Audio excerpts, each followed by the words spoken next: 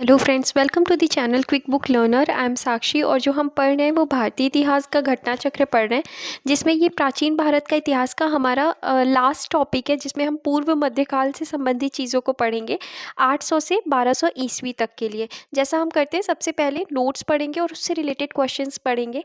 तो ये आज हमारा लास्ट लेक्चर होगा, जिसमें हम सबसे पहले नोट्स पढ़ते हैं विदाउट वेस्टिंग आवर टाइम। तो सबसे पहले हम देखते हैं कि नोट्स में क्या क्या चीज़ें दी गई हैं। तो नोट्स में अगर हम देखें तो पहले ही शुरुआत की गई है विग्रहराज चतुर्थ से।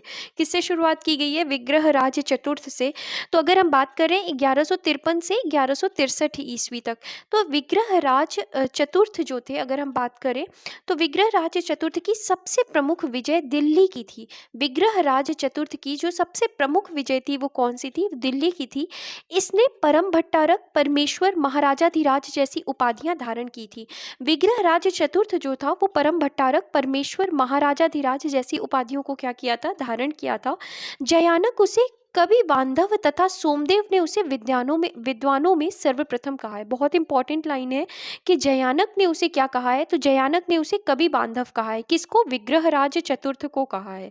जयानक ने विग्रहराज चतुर्थ को क्या कहा है? कवि बांधव कहा है। और सोमदेव ने उसे विद्वानों में सर्वप्रथम कहा है। सोमदेव ने ललित विग्रहराज नामक ग्रंथ की रचना की थी।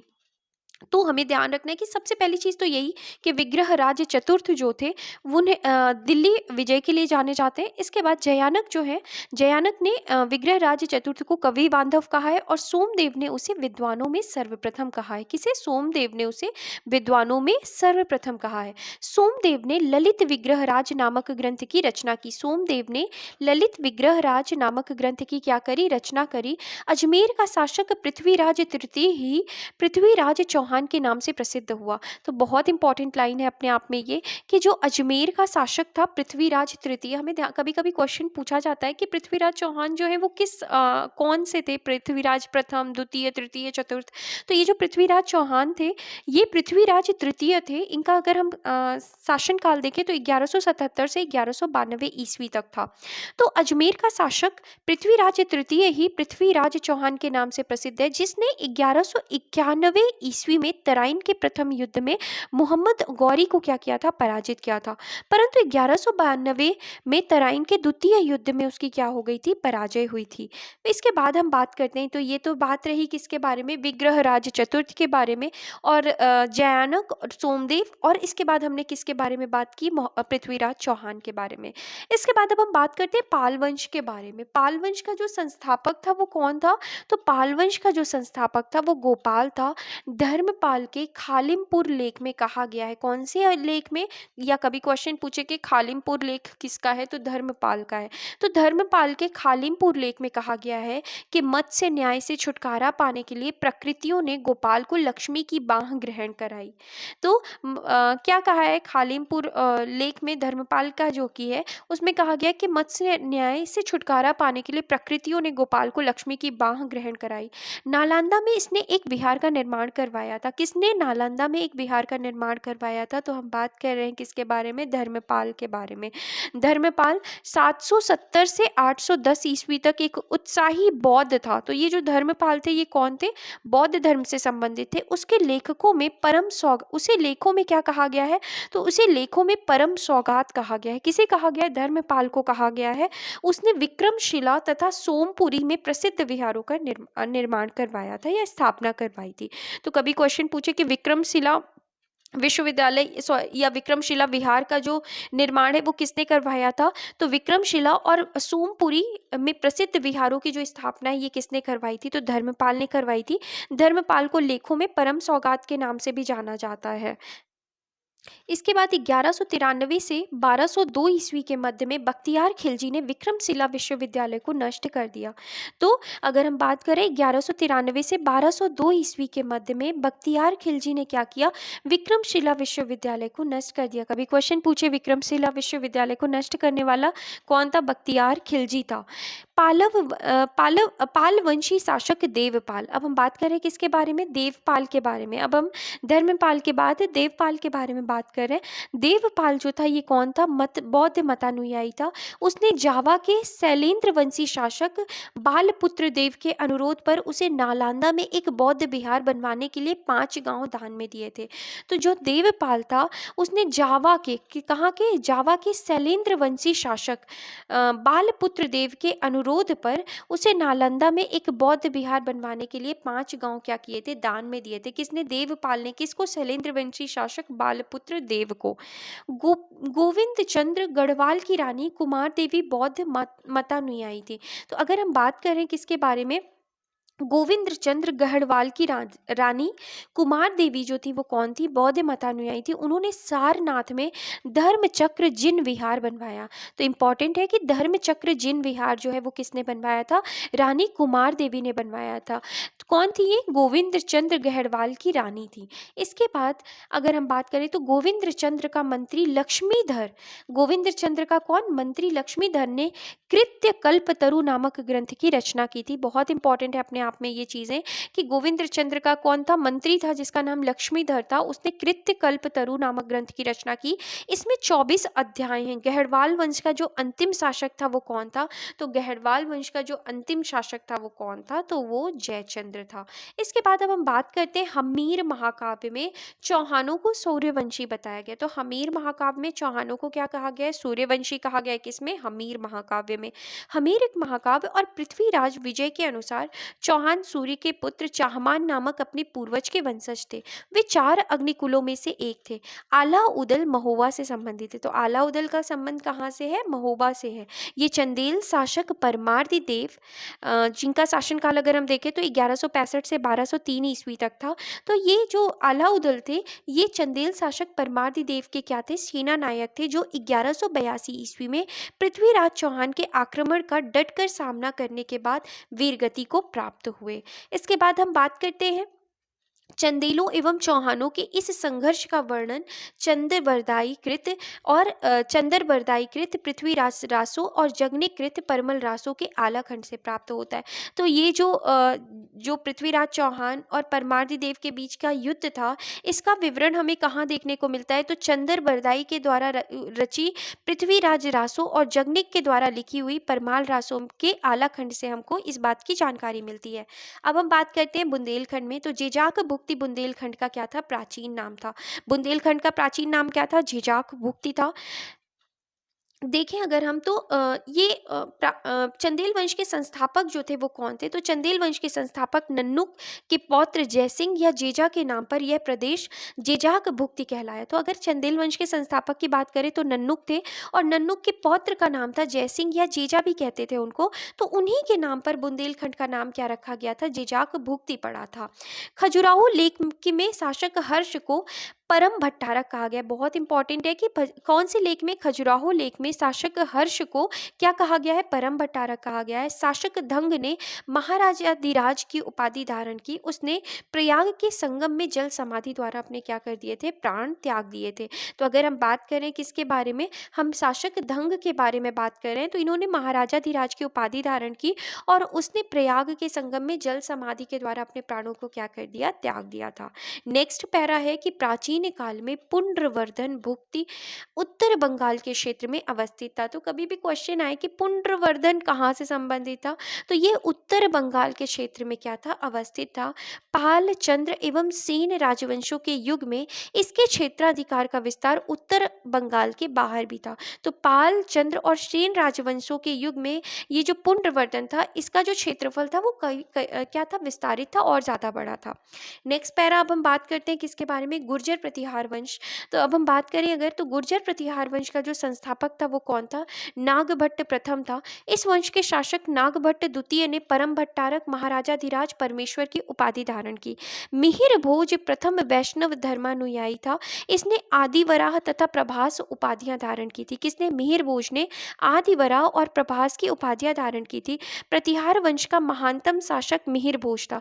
तो अगर हम बात करें किसके बारे में? प्रतिहार वंश के बारे में। तो जो प्रतिहार वंश का महानतम शासक था वो कौन था? मिहिर भोज था। इसका शासनकाल 836 से 885 ईस्वी तक था। इसके बाद महेंद्रपाल प्रतिहार शासक हुआ, इसका शासनकाल 885 से 910 ईस्वी तक था। तो अगर हम बात करें किसके बारे में, प्रतिहार शासकों के बारे में बात कर रहे हैं, तो जो प्रतिहार शासकों में महानतम शासक था वो कौन था, मिहिर भोज था। और मिहिर भोज के बाद कौन बनता है, महेंद्रपाल शासक होता है, जिसका शासनकाल 885 से 910 ईस्वी तक रहा। इसके बाद नेक्स्ट पैरा हम देखते हैं कि महान जैन विद्वान हेमचंद्र ने सोलंकी वंश के जय सिंह सिद्धराज के समय में प्रमुखता प्राप्त की थी। तो महान जैन विद्वान हेमचंद, तो कभी क्वेश्चन पूछे कि हेमचंद कैसे विद्वान थे, तो ये जैन विद्वान थे। और ये कहाँ के राजकवि थे, तो सोलंकी वंश के जयसिंह सिद्धराज के समय में इन्होंने प्रमुखता प्राप्त की थी, तथा वो उसके उत्तराधिकारी कुमारपाल के सलाहकार के रूप में उसकी सभा को क्या करते थे, अलंकृत करते थे। तो हेमचंद मोस्टली अगर हम बात करें तो कुमारपाल की सभा को क्या करते थे, अलंकृत करते थे, या कुमारपाल के क्या थे, ये सलाहकार थे। इसके बाद सेन वंश के लेखकों से ज्ञात होता है कि वे चंद्रवंशी क्षत्रिय थे तथा उनका आदि पुरुष वीरसेन था। तो सेन वंश अगर हम बात करें तो सेन वंश के लेखों से प्राप्त होता है कि वो कौन थे, चंद्रवंशी क्षत्रिय थे, और उनका आदि पुरुष जो था वो कौन था, वीरसेन था। सेन वंश के शासक बल्लाल सेन ने परम भट्टारक, महाराजाधिराज, परमेश्वर, परम माहेश्वर, निःशंक, शंकर आदि उपाधियां ग्रहण की थी। तो ये थोड़ा सा इंपॉर्टेंट है हमें जानना कि सेन वंश के शासक बल्लाल सेन जो थे, इन्होंने ये सारी बहुत सारी कॉमन है, जैसे परम भट्टारक हमने पहले भी पढ़ा है, महाराजाधिराज ऑलरेडी पढ़ा, परमेश्वर, परम माहेश्वर, लेकिन ये कुछ जो अलग सी होती है ना उपाधियां, उनको हमें देख लेना चाहिए, ये वो एग्जाम में क्या होती हैं, पूछी जाती हैं। तो जैसे निःशंक, शंकर आदि उपाधियां क्या करी थी, धारण की थी। इसने दान सागर नामक ग्रंथ की क्या करी थी, रचना की थी। हम किसके बारे में बात करें, शासक बल्लाल सेन के बारे में बात कर रहे हैं, और इसने दान सागर नामक ग्रंथ की क्या करी थी, रचना करी थी। लक्ष्मण सेन सेन वंश के शासक थे, इन्होंने 28 वर्ष तक शासन किया। इनके द्वारा एक नए संवत, लक्ष्मण संवत का प्रारंभ किया गया। नेक्स्ट पॉइंट अगर हम देखें तो विज्ञानेश्वर, हिमाद्री, जीमूत वाहन मध्यकालीन भारत के प्रसिद्ध विधिवेत्ता थे। तो ध्यान रखना है हमें कि कभी पूछे कि विज्ञानेश्वर, हिमाद्री और जीमूत वाहन ये कौन से काल से थे, तो ये मध्यकालीन से संबंधित थे। और विज्ञानेश्वर ने याज्ञवल्क्य की स्मृति पर मिताक्षरा शीर्षक से टीका ग्रंथ लिखा। इसके बाद जीमूत वाहन ने दाय भाग नामक ग्रंथ की क्या करी, रचना की। हेमाद्री 13वीं शताब्दी में कर्नाटक के विद्वान थे। तो हेमाद्री का संबंध कहाँ से था, कर्नाटक से था।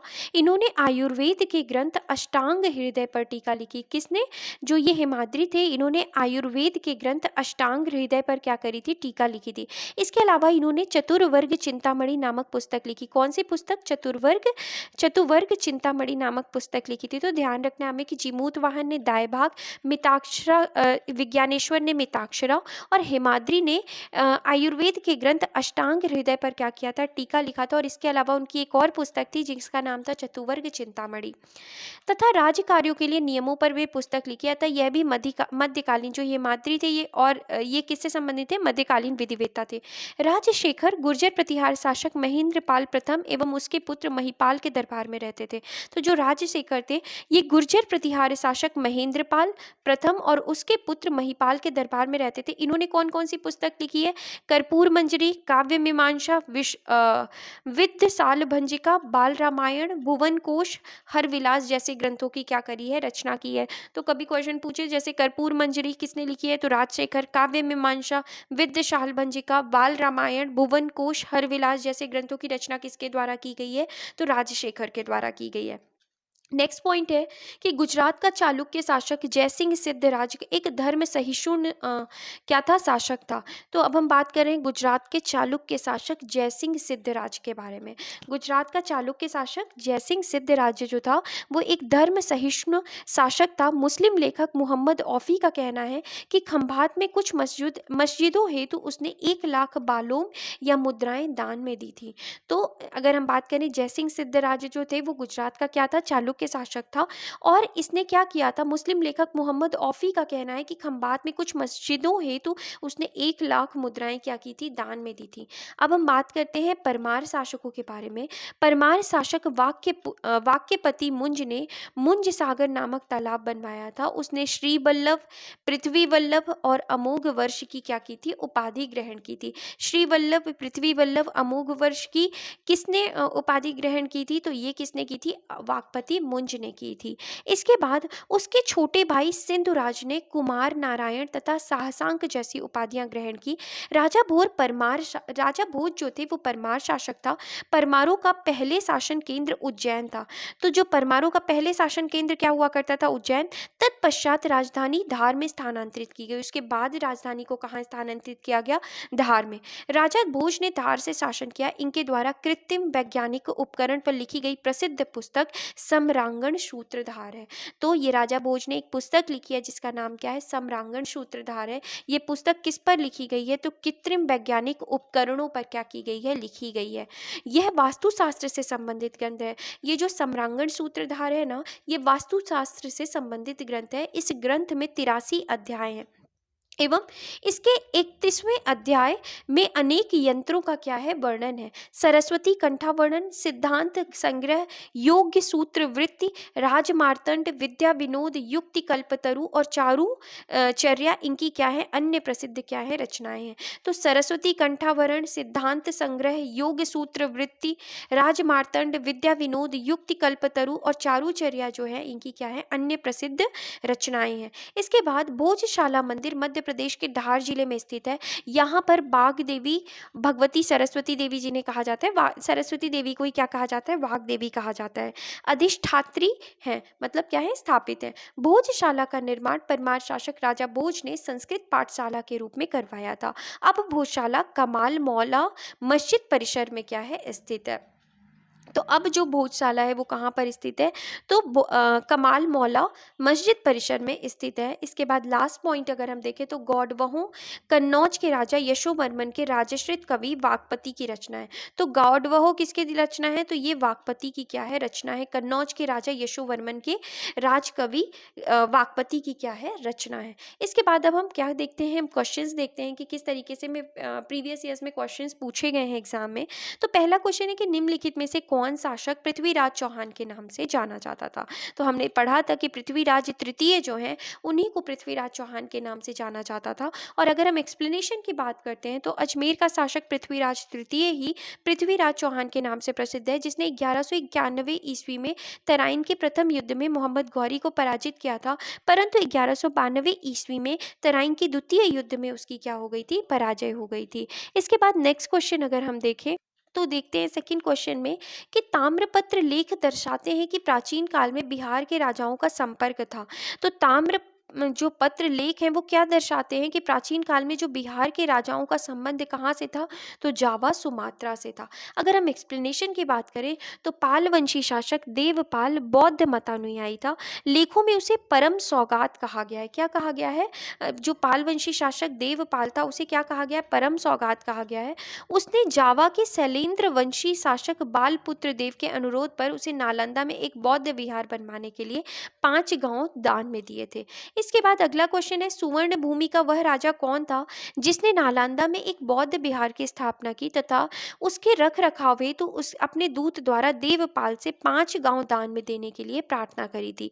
तो वो कौन था, तो वो जो था वो कौन था, वो बालपुत्र देव था, है ना। तो ये हमने ऑलरेडी पढ़ा है कि वो कौन था, बालपुत्र देव था। अगर हम एक्सप्लेनेशन देखें तो सुवर्ण भूमि के शासक बालपुत्र देव ने नालंदा में एक बौद्ध विहार की स्थापना की तथा उसके रख रखाव हेतु अपने दूत द्वारा देवपाल से 5 गांव देने के लिए प्रार्थना करी थी। अगला क्वेश्चन है कि गोविंद चंद्र गहरवाल की एक रानी कुमार देवी ने धर्म चक्र जिन विहार कहाँ बनवाया था। तो जो धर्म चक्र जिन विहार है वो कहाँ बनवाया था, सारनाथ में बनवाया था। अगर हम एक्सप्लेनेशन देखें तो गोविंद चंद्र गढ़वाल की रानी कुमार देवी बौद्ध मतानुयायी थी। उन्होंने सारनाथ में धर्म चक्र जिन विहार बनाया था, अतः विकल्प डी जो है वो क्या है, सही उत्तर है। नेक्स्ट क्वेश्चन है, हमीर महाकाव्य में चौहानों को बताया गया। तो हमीर महाकाव्य में चौहानों को क्या बताया गया है, सूर्यवंशी बताया गया है। अगला अगर हम यहाँ एक्सप्लेनेशन देखें तो हमीर महाकाव्य में चौहानों को सूर्यवंशी बताया गया है। हमीर महाकाव्य और पृथ्वीराज विजय के अनुसार चौहान सूर्य के पुत्र चाहमान नामक अपने पूर्वज के वंशज थे। वे 4 अग्निकुलों में से एक थे। अगला क्वेश्चन है कि आला उदल संबंधित है। तो आला उदल कहाँ से संबंधित है, चंदेरी से, विदिशा से। तो आला उदल जो संबंधित है वो महोबा से संबंधित है। कहाँ से संबंधित है, महोबा से संबंधित है। तीसरा ऑप्शन जो है बिल्कुल सही है। अगर हम यहाँ एक्सप्लेनेशन देखें तो आला उदल महोबा से संबंधित है। ये चंदेल शासक परमार्दी देव के सेना नायक थे, जो 1182 में पृथ्वीराज चौहान के आक्रमण का डटकर सामना करने के बाद वीर गति को प्राप्त हुए। चंदेलों एवं चौहानों के इस संघर्ष का वर्णन चंद बरदाई कृति पृथ्वीराज रासो और जगनिक कृति परमाल रासो के आला खंड से प्राप्त होता है। नेक्स्ट क्वेश्चन है, पृथ्वीराज रासो के लेखक कौन है। तो पृथ्वीराज रासो के लेखक कौन है, चंद बरदाई हैं। अगर हम एक्सप्लेनेशन की बात करें तो चौहान वंशी शासक पृथ्वीराज तृतीय के दरबारी कवि चंद बरदाई ने पृथ्वीराज रासो की रचना की। इसमें चौहानों को अग्निकुंड से उत्पन्न बताया गया है। नेक्स्ट क्वेश्चन है, पृथ्वीराज विजय का लेखक कौन है। तो पृथ्वीराज विजय का जो लेखक है वो कौन है, तो वो जयानक है। पृथ्वीराज विजय का लेखक कौन है, जयानक है। तो हमें दोनों में कंफ्यूज नहीं होना है कि पृथ्वीराज विजय जो है, पृथ्वीराज विजय का लेखक जयानक है और पृथ्वीराज रासो के लेखक कौन है, चंद बरदाई हैं। तो ये दोनों ही अलग अलग हैं। इसके बाद अगला क्वेश्चन देखते हैं कि निम्नलिखित युग्मों में से कौन एक सही सुमेलित नहीं है। तो जो सही सुमेलित नहीं है वो कौन सा सही सुमेलित नहीं है। तो अगर हम बात करें तो हमीर रासो के जो रचनाकार है वो किसने की थी। तो हमीर रासो की जो रचना है वो सारंगधर ने की थी। किसने की थी, सारंगधर ने। लेकिन यहाँ पर क्या लिखा है, अब्दुल रहमान। तो ये पहला ही ऑप्शन जो है वो क्या है, गलत है। हमें ध्यान रखना है कि हमीर रासो की जो रचना है वो किसने की थी, सारंगधर ने की थी। चंद बरदाई की रचना किसने की थी, पृथ्वीराज रासो की जो रचना है वो किसने की थी, चंद बरदाई ने। आलाखंड की रचना जगनिक ने। बीसल देव रासो की जो रचना है वो किसने की थी, नरपति नाल ने की थी। बाकी सारे सही हैं। यहाँ पर हमीर रासो की जो रचना है वो किसने की थी, सारंगधर ने की थी। तो इस वजह से ये क्या है, पहला ऑप्शन जो है वो गलत है। यहाँ अगर हम एक्सप्लेनेशन देखें तो हमीर रासो की रचना सारंगधर ने की थी। अन्य सभी विकल्प जो क्या है, सही सुमेलित है। नेक्स्ट क्वेश्चन है, निम्नलिखित राजपूत वंशों में से 8वीं शताब्दी में दिल्लिका शहर की स्थापना की थी। तो 8वीं शताब्दी में जो दिल्लिका शहर की स्थापना है वो किसने की थी। तो 8वीं शताब्दी में दिल्लिका जो शहर है उसकी स्थापना किसने की थी, तोमर वंश ने की थी। एक्सप्लेनेशन देखें तो 8वीं शताब्दी में दिल्ली या दिल्लिका शहर की स्थापना तोमर वंश के अनंग पाल ने की थी। किसने की थी, तोमर वंश के अनंग पाल ने की थी। चंद बरदाई की रचना पृथ्वीराज रासो में तोमर वंश के राजा अनंग पाल को दिल्ली का संस्थापक बताया गया है। बाद में चौहान शासकों ने दिल्ली को अपने अधिकार में कर लिया। नेक्स्ट क्वेश्चन है कि जिजाक भुक्ति प्राचीन नाम था। तो जिजाक भुक्ति कहाँ का प्राचीन नाम था, बुंदेलखंड का। अगर हम एक्सप्लेनेशन की बात करें तो जिजाक भुक्ति बुंदेलखंड का प्राचीन नाम था। चंदेल वंश के संस्थापक नन्नुक के पौत्र जय सिंह या जेजा के नाम पर यह प्रदेश जिजाक भुक्ति कहलाया। अगला प्रश्न है, धंग देव किस वंश का शासक था। तो जो धंग देव था वो जिजाक भुक्ति के चंदेल वंश का क्या था, शासक था। अगर हम एक्सप्लेनेशन देखें तो जिजाक भुक्ति के चंदेलों में धंग देव सबसे प्रसिद्ध एवं शक्तिशाली राजा हुआ। वो वैदिक अथवा ब्राह्मण धर्म का अनुयायी था। इसने महाराजाधिराज की उपाधि धारण की। धंग ने प्रयाग के संगम में शिव की आराधना करते हुए शरीर का क्या कर दिया, त्याग कर दिया।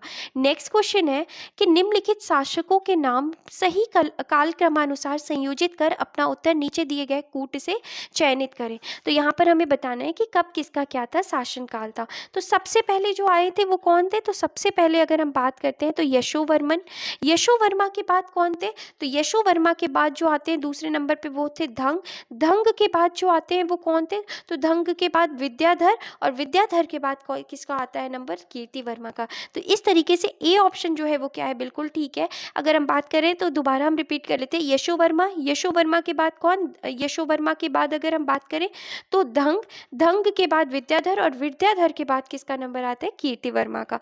अगर हम यहाँ एक्सप्लेनेशन देखें तो विकल्प में दिए गए शासकों का लगभग काला कालानुक्रम है यशोवर्मा 930 से 950 ईस्वी, धंग 950 से 1002 ईस्वी, विद्याधर 1019 से 1029 ईस्वी और कीर्तिवर्मा 1060 से 1100 ईस्वी का क्या था, समय काल था। नेक्स्ट क्वेश्चन है चित्तौड़ के त्रिभुवन नारायण मंदिर को किसने बनवाया था? तो चित्तौड़ के त्रिभुवन नारायण मंदिर का निर्माण जो है वो किसने करवाया था? परमार राजा भोज ने करवाया था। अगर हम एक्सप्लेनेशन देखें तो परमार राजा भोज ने चित्तौड़ में त्रिभुवन नारायण का मंदिर बनवाया था। भोज ने अनेक पुस्तकों की रचना की। इनकी रचनाओं में सरस्वती कंठावरण, श्रृंगार प्रकाश, प्राकृत व्याकरण, कर्मसूतक, श्रृंगार मंजरी आदि जो है वो क्या है, उल्लेखनीय है। नेक्स्ट क्वेश्चन अगर हम देखें तो पुंड्रवर्धन भुक्ति अवस्थित थी। तो पुंड्रवर्धन जो भुक्ति थी वो कहाँ अवस्थित थी? उत्तर बंगाल में। अगर हम यहाँ एक्सप्लेनेशन देखें तो प्राचीन काल में पुंड्रवर्धन भुक्ति उत्तर बंगाल के क्षेत्र में अवस्थित थी। पाल, चंद्र और सीन राजवंशों के युग में इसके क्षेत्राधिकार का विस्तार उत्तर बंगाल के बाहर भी था। अगला प्रश्न है पाल वंश का संस्थापक कौन था? तो पाल वंश का जो संस्थापक था वो कौन कहा जाता है? गोपाल को कहा जाता है। अगर हम यहाँ एक्सप्लेनेशन देखें तो पाल वंश का संस्थापक गोपाल था। पाल वंश एक क्षत्रिय वंश था, वह बौद्ध मतानुयायी था तथा नालंदा में उसने एक विहार का निर्माण करवाया था। अगला क्वेश्चन है ओदंतपुरी शिक्षा केंद्र निम्न में से किस राज्य में अवस्थित है? तो किस राज्य में था ओदंतपुरी शिक्षा केंद्र? तो ये बिहार राज्य में स्थित है। और अगर हम यहाँ एक्सप्लेनेशन देखें तो ओदंतपुरी जिसे उदनापुर भी कहा जाता है, प्राचीन काल में एक प्रमुख शिक्षा केंद्र था। यह बिहार राज्य में अवस्थित था।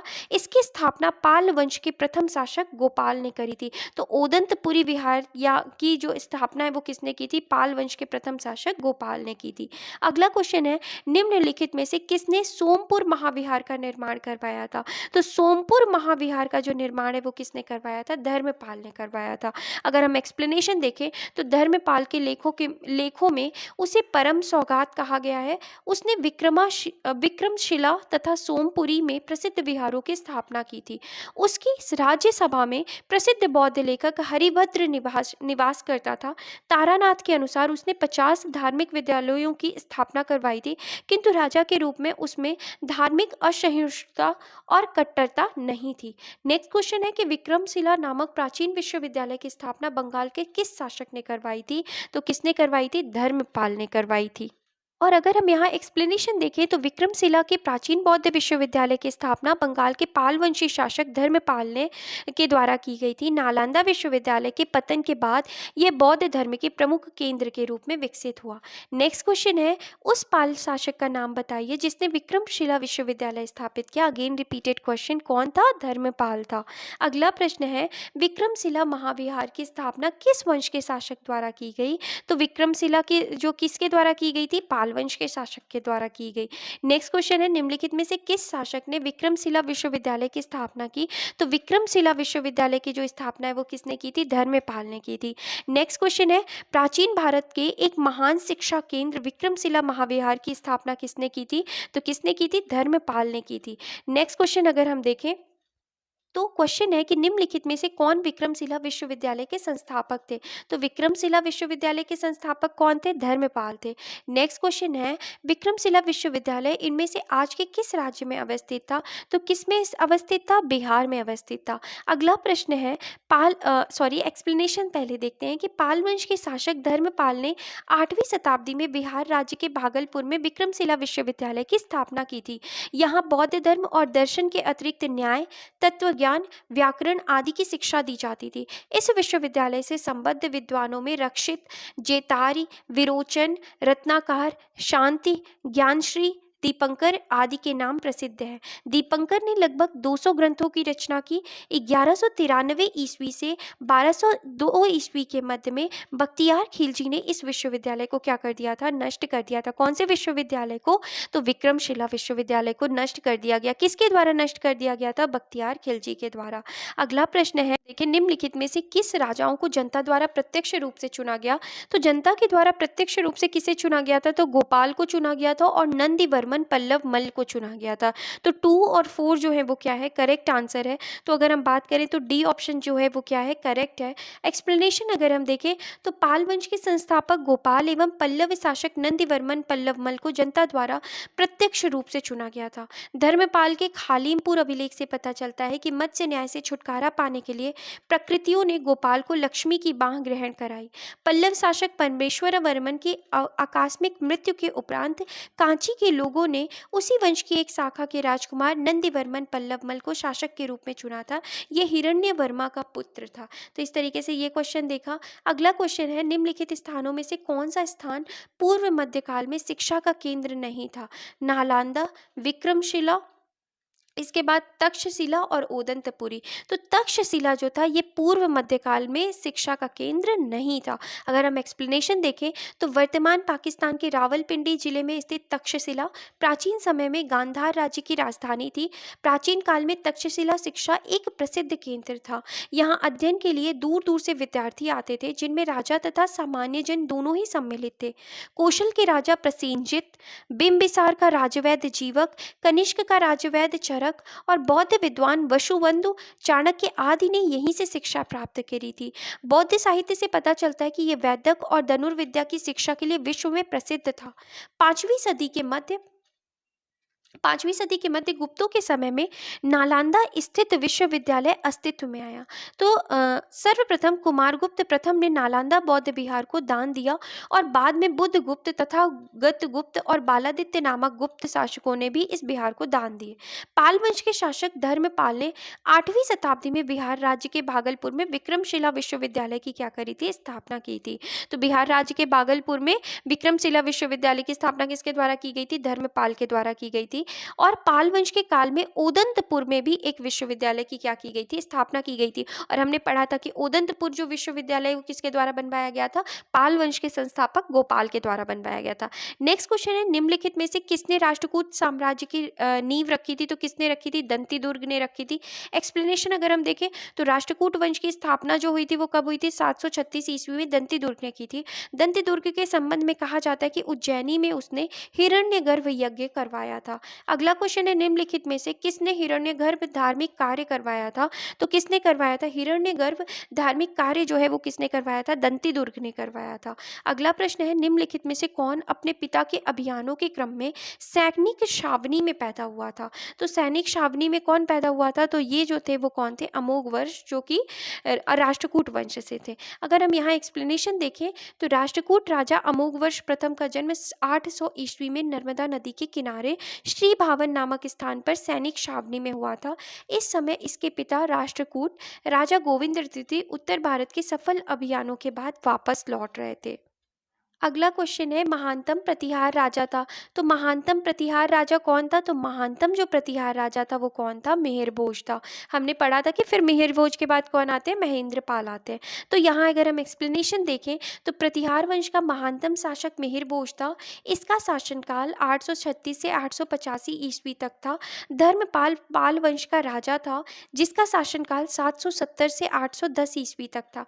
महेंद्रपाल प्रतिहार शासक था। इसका शासनकाल 885 से 910 ईस्वी तक रहा। जबकि हर्ष जो था वो पुष्यभूति वंश का शासक था और इसका शासनकाल जो था वो कब तक था? 606 से लेकर के कब तक था? तो 606 से लेकर के 647 ईस्वी तक था। तो इस तरीके से हमने देखा। अब हम आगे चलते हैं और आगे देखते हैं गुर्जर प्रतिहार शासकों में से किसकी उपाधि जो थी वो आदि वराह थी। तो आदि वराह की उपाधि किसने ली थी? तो मिहिर भोज ने ली थी। मिहिर भोज गुर्जर प्रतिहारों का सर्वाधिक शक्तिशाली शासक था। वो वैष्णव धर्मानुयायी था और उसने आदि वराह और प्रभास जैसी उपाधियों को क्या किया था? धारण किया था। नेक्स्ट क्वेश्चन है कि निम्नलिखित ऐतिहासिक व्यक्तियों के नाम कालक्रमानुसार संयोजित कर नीचे दिए गए कूटों में से सही उत्तर चुनिए। तो हमें कालक्रम के अनुसार हमें क्या करना है? इनके नाम को संयोजित करना है। तो अगर हम यहाँ पर देखें तो सबसे पहले अगर हम देखें तो वत्सराज के बाद कौन थे? तो वत्सराज के बाद नागभट्ट द्वितीय के बाद महेंद्रपाल और फिर उसके बाद जो आते हैं वो कौन आते हैं? महीपाल आते हैं।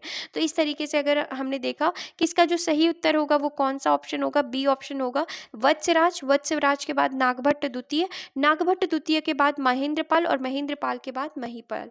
इस तरह से हमने देखा। और अगर हम एक्सप्लेनेशन देखें तो शासकों का सही कालानुक्रम है वत्सराज, वत्सराज 775 से 800 ईस्वी तक, फिर नागभट्ट द्वितीय जो कि 800 से 833 ईस्वी, महेंद्रपाल प्रथम जो कि 885 से 910 ईस्वी और महिपाल 912 से 944 ईस्वी तक। तो इस तरीके से कालक्रम रहा। अगला प्रश्न है निम्नलिखित में से कौन सा शासक गुर्जर प्रतिहार राजवंश से संबंधित नहीं है? तो महेंद्रपाल प्रथम, नागभट्ट द्वितीय और देवपाल जो है ये किससे संबंधित है? गुर्जर प्रतिहार राजवंश से संबंधित है, लेकिन भरत्र भट्ट जो है ये संबंधित नहीं है। अगर हम यहाँ एक्सप्लेनेशन देखें तो अग्निकुल के राजपूतों में सर्वाधिक प्रसिद्ध प्रतिहार वंश था जो गुर्जरों की शाखा से संबंधित होने के कारण इतिहास में गुर्जर प्रतिहार कहा जाता है। पुलकेशिन द्वितीय के एहुल अभिलेख में गुर्जर जाति का उल्लेख सर्वप्रथम हुआ है। गुर्जर प्रतिहार वंश का संस्थापक नागभट्ट प्रथम था।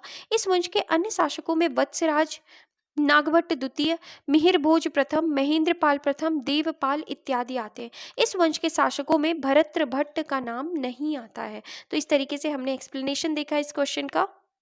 अब नेक्स्ट क्वेश्चन अगर हम देखें तो नेक्स्ट है कि महान जैन विद्वान हेमचंद्र किसकी सभा को अलंकृत करते थे? तो किसकी सभा को अलंकृत करते थे? कुमारपाल की सभा को क्या करते थे?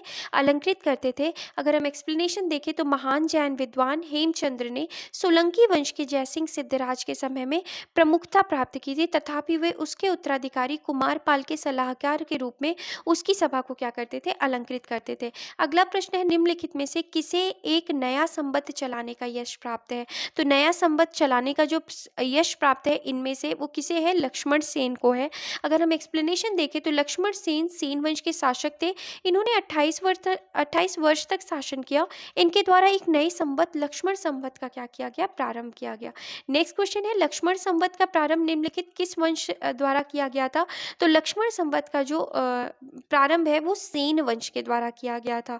अगला प्रश्न है निम्नलिखित में से कौन से मध्यकालीन भारत के प्रसिद्ध विधिवेत्ता थे? तो विधिवेत्ता में कौन कौन सा नाम आ जाता है? विज्ञानेश्वर थे, हेमाद्रि थे और कौन थे? तो इसके बाद जो थे वो कौन थे? जीमूत वाहन थे। तो 1, 2 और क्या 4, सी ऑप्शन जो है वो क्या है? बिल्कुल सही होगा। अगर हम एक्सप्लेनेशन देखें तो विज्ञानेश्वर, हेमाद्रि और जीमूत वाहन मध्यकालीन भारत के प्रसिद्ध विधिवेत्ता थे। विज्ञानेश्वर ने याज्ञवल्क्य की स्मृति पर मिताक्षरा शीर्षक से टीका ग्रंथ लिखा।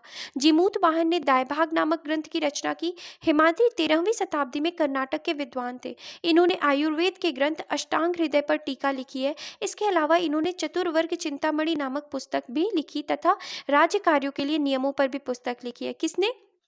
तो ये अगर हम बात करें किसके बारे में,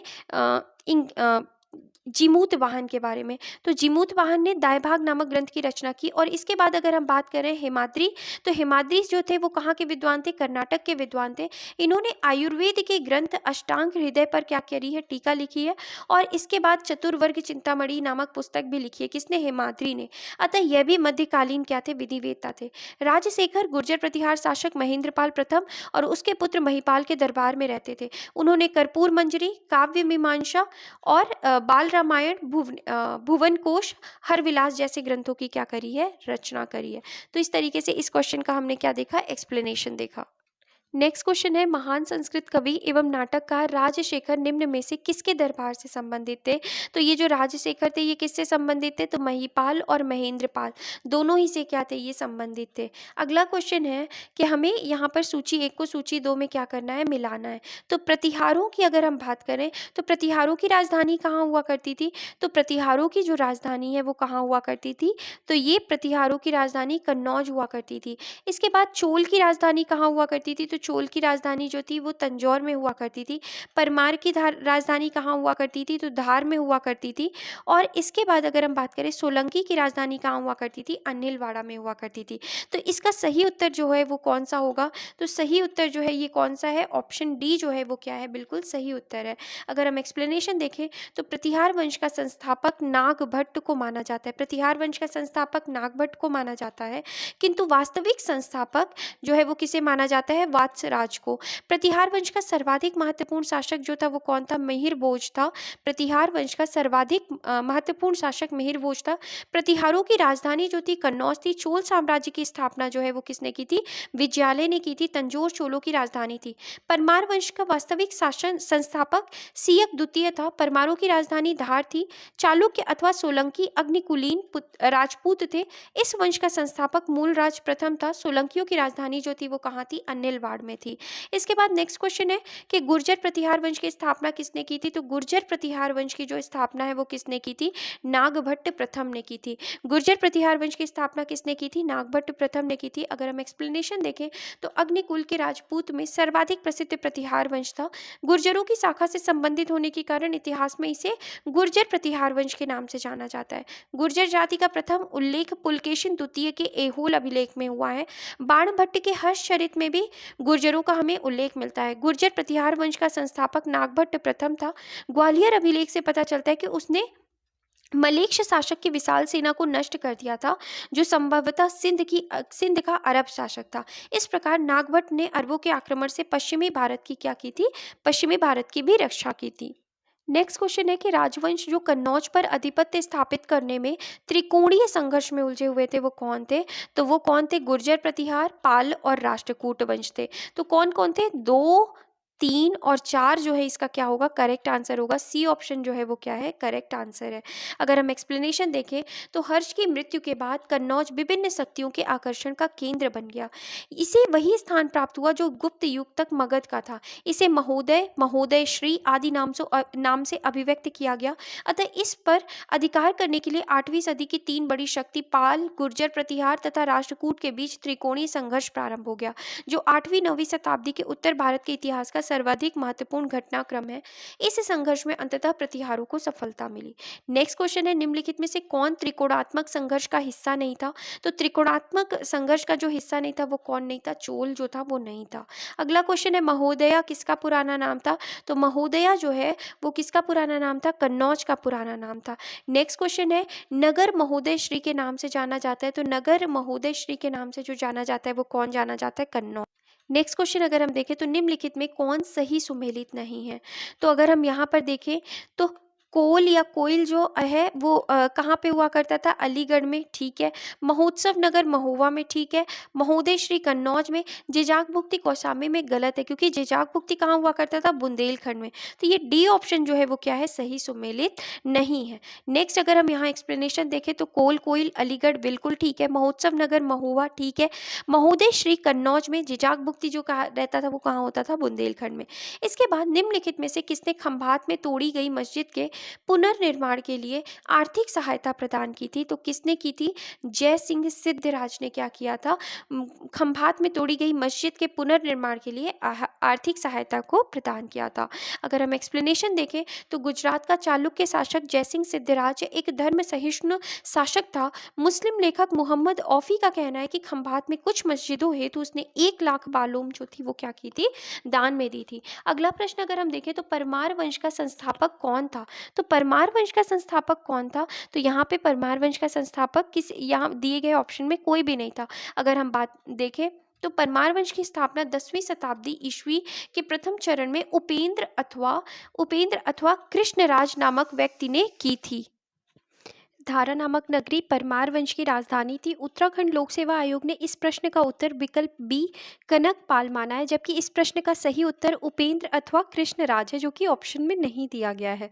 अगला क्वेश्चन है राजा भोज ने शासन किया। तो राजा भोज ने कहाँ पर शासन किया था? तो राजा भोज ने धार पर क्या किया था? शासन किया था। अब हम एक्सप्लेनेशन अगर देखें तो राजा भोज परमार शासक था। परमारों का पहले शासन केंद्र उज्जैन था।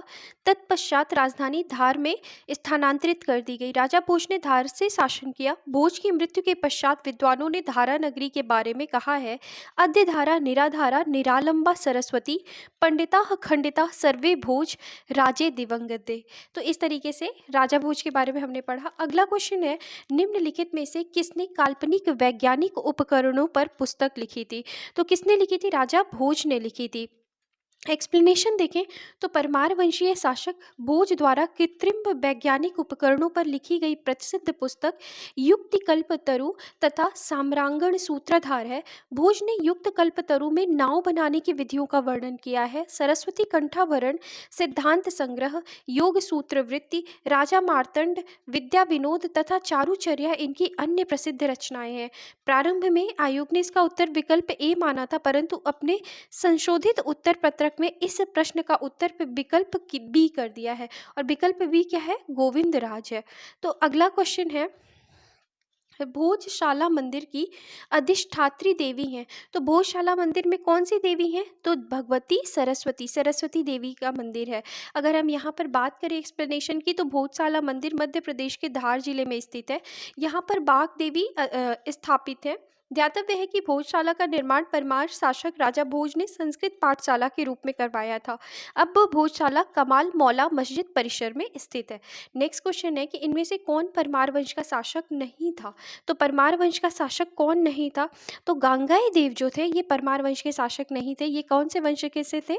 कलचुरी वंश से थे। तो यहाँ पर अगर हम एक्सप्लेनेशन देखें तो गांगेय देव कलचुरी वंश का एक शक्तिशाली शासक था जिसने विक्रमादित्य की उपाधि धारण की थी। पूर्व मध्यकाल में स्वर्ण सिक्कों के विलुप्त हो जाने के पश्चात इन्होंने सर्वप्रथम इसे प्रारंभ करवाया। उपेंद्र, मुंज और उदयादित्य ये सभी परमार वंशी शासक थे। नेक्स्ट क्वेश्चन है कि निम्नलिखित युग्मों पर विचार कीजिए। बोध गया बघेलखंड बिल्कुल गलत है, क्योंकि बोध गया कहाँ पे? बिहार में है। खजुराहो बुंदेलखंड में, ठीक है। शिरडी विदर्भ में है, गलत है। शिरडी जो है ये अहमदाबाद ये कहाँ पर है? शिरडी जो है ये हमको कहाँ देखने को मिलता है? अहमदनगर महाराष्ट्र में देखने को मिलता है। कहाँ पे? अहमदनगर महाराष्ट्र। तो ये भी क्या है? गलत है। इसके बाद हम बात करते हैं डी ऑप्शन के बारे में। तो डी ऑप्शन है नासिक मालवा में है, बिल्कुल गलत है। नासिक कहाँ पे है? महाराष्ट्र में है। और तिरुपति रायलसीमा में, तो ये ठीक है क्योंकि तिरुपति जो है वो आंध्र प्रदेश रायलसीमा में है। तो इसका सही उत्तर क्या हो जाएगा? केवल 2 और 5 जो है ये क्या है? बिल्कुल सही उत्तर है। और अगर हम एक्सप्लेनेशन देखें तो बोध गया बिहार में, खजुराहो बुंदेलखंड में, शिरडी अहमदनगर महाराष्ट्र में, नासिक महाराष्ट्र में, तिरुपति कहाँ पे है? रायलसीमा आंध्र प्रदेश में। अगला है गौडवहु के रचयिता कौन थे? तो गौडवहु के रचयिता जो थे वो कौन थे? वाकपति थे। अगर हम एक्सप्लेनेशन देखें तो गौडवहु कन्नौज के राजा यशोवर्मन के राजाश्रित कवि वाकपति की रचना है। नेक्स्ट क्वेश्चन है, मध्यकालीन भारत के आर्थिक इतिहास के संदर्भ में शब्द अर्घट्टा किसे निरूपित करता है? तो शब्द जो अर्घट्टा है वो किसे निरूपित करता है? भूमि की सिंचाई के लिए प्रयुक्त जल चक्र को क्या है शब्द यूज होता है? अर्घट्टा शब्द यूज होता है। इसके बाद अगर हम यहाँ एक्सप्लेनेशन देखें तो मध्यकाल में अर्घट्टा भूमि की सिंचाई के लिए प्रयुक्त जल चक्र जो था वो वाटर व्हील था।